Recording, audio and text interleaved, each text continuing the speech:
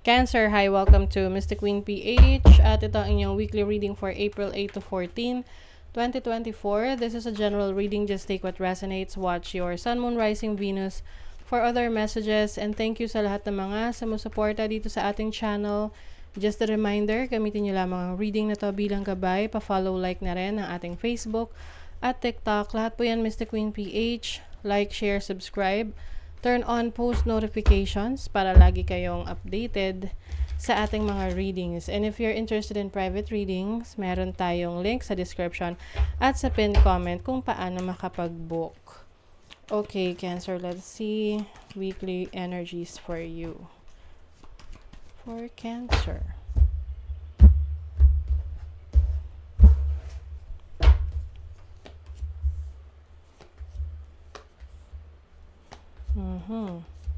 Maaring meron kayong decision making sa inyong kaperahan, trabaho, or may choice na kailangang piliin.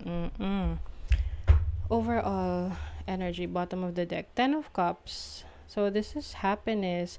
Yung iba sa inyo merong celebration sa family. Oo. Maaring meron kayong achievement, no? Nakabili ng bahay, nakapagpa-renovate, nakabili ng lupa. So, this is a very celebratory energy for you this week. Syempre, meron dyang mga inggitero-inggitera sa tabi-tabi. So, make sure, protect your energies. May mga tao kasi na porket nakikita nila na successful ang isang tao or may mga nabibili silang mga bagay na high ticket, no? Mga mamahalin. Akala nila marami silang pera. Kaya baka meron dyan magta-try na manghingi, mang-scam, or what. So, be very careful. Okay? You have the Ace of Swords. So, may communication. Pwedeng, ito yung tipong pag nag-post ka sa social media na meron kang pinaayos na, pinaayos na bahay, biniling bahay, may properties or anything na like a big success for you. May mga magme-message. It's like, alam mo yun, parang feeling mo nanalo ka sa loto tapos akala nila nanalo ka sa loto. You get what I mean? Tapos hihingi sila ng ng balato. Balato naman daw. Oo. But I also see you na focusing on your productivity, your opportunities. Hindi mo papansinin yung mga yung mga inggit sa tabi-tabi.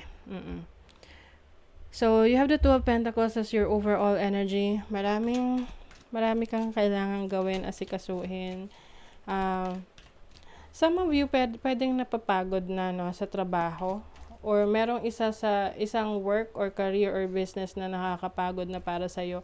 You feel it's mentally draining. Oo. Na pwedeng iniisip mo ngayon na mag-break muna, itigil muna, ganon. Five of Staves. So, pwedeng ikaw ay naguguluhan sa ngayon, conflicted ka sa decision mo, excuse me, conflicted ka sa decision mo, maaring mayroong mga taong nakikialam sa mga dapat mong gawin. So, ang challenge mo is the Death card, which is transformation. So, maaring meron talagang kailangang magbago sa ngayon na hindi ka pa ready. Okay? With the Sun card here, anytime soon you will have clarity. Magkakaroon ka ng kaliwanagan. Ano ba yung dapat gawin? And I think itong transformation na to will bring so many positive changes in your life. Kailangan talaga mag-decide ka lang. So, your opportunity is the Nine of Swords. I see you thinking a lot. Siguro masyadong major decision para sa'yo. Lalo na kung may babaguhin ka sa trabaho mo. Let's say, magre-resign ka para magnegosyo or titigil mo yung negosyo mo para magtrabaho ulit, no? So, it's a major decision kasi. You have the Two of Pentacles. See? Ayun na naman. Meron ka talagang pinagpipilian. Your blessing is the Three of Cups. So, ano man yung mapili mo, lalo na kung ito ay galing sa puso mo or if follow mo kung ano yung sinasabi ng instinct mo, ng intuition mo, you're going to be successful in that kasi meron ditong celebration. Yes, look at that. Nine of Pentacles, which is financial stability and financial independence.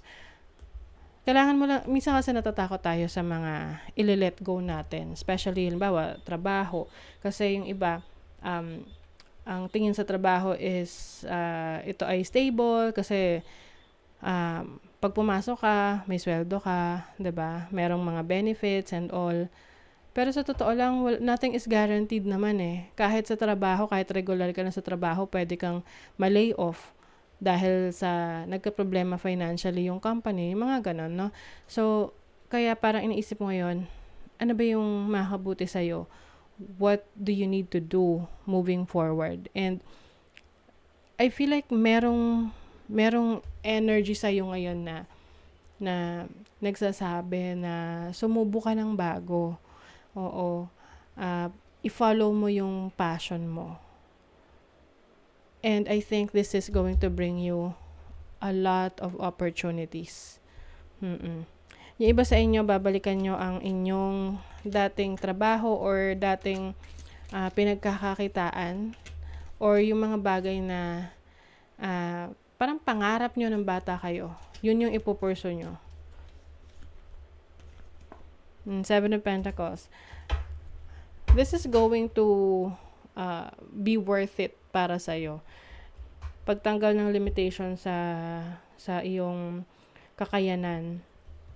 At maging patient din. Kasi syempre kapag tayo ay may trinabaho, no? Hindi naman yan agad-agad, makikita agad natin yung resulta.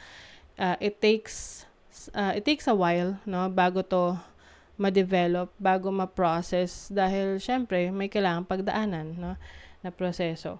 So, kailangan dito patient ka sa trabaho mo kasi magiging worth it naman yan. Okay? Sa relationship, yung iba sa inyo, nako, merong pwedeng someone is emotionally unstable at this time, na pwedeng may irritable rito, mabilis mainis, mabilis mairita, na pwedeng maging dahilan ng pagtatalo sa relationship. Pwede namang romantic, pwedeng sa family or friends, but it seems na yung connection mo sa ibang tao ngayon is medyo emotional, medyo sensitive. You have the Queen of Vessels. So, it's time for you to manage your emotions. Kasi itong Queen of Vessels, alam niya kung paano niya i-handle yung nararamdaman niya. Kasi tayo minsan, 'di ba, kapag naiinis, mabilis tayong mag-react in a negative way. Yung iba sa inyo, kaya niyong kalmahin yung inyong sarili para maiwasan niyo rin yung conflict sa iba. Oo. Yung iba naman kasi rito sa inyo, parang siguro meron kayong nalaman about a family member or a romantic partner na hindi nagsasabi ng totoo. Like, parang lantaran na nagsisinungaling sa'yo. And na-realize mo na, marami pala siyang tinatago. So, yun, medyo nakaka-trigger ng emotions. So, it may result to confrontation, drama sa buhay ninyo, sa connection ninyo. So, kalmahan mo lang daw. Oo, isihan mo lang. Huwag ka masyadong magpadala sa emotions mo kasi baka may mga magawa ka or masabi ka na pagsisisihan mo rin. 'Di ba? Rebel. It's time to celebrate the fact that you don't fit in, stand on your own 2 feet. Ayan. So, you don't fit in. Kumbaga, hahanapin mo kung saan ka mas magiging masaya. Hindi mo kailangan na magtiis sa isang sitwasyon dahil lang may nakukuha kang benefits. Pwedeng trabaho, business, career, relationship. This is about being more independent and focusing on what you really want. Kasi yung iba, nagsistay dahil may benefits, pero yung kanilang liberty, yung kanilang kalayaan, nako-compromise. Hindi na sila malaya na magawa yung gusto nila. So, for some of you, you are, ikaw ang ikaw ang magiging, king or queen of your own life. O, 'di ba? You are the queen or king of your life. Treat yourself like a royalty. So, it's about you na being in control of your life right now. You have that opportunity. Okay? So, that is your reading, Cancer. Thank you so much. Bye.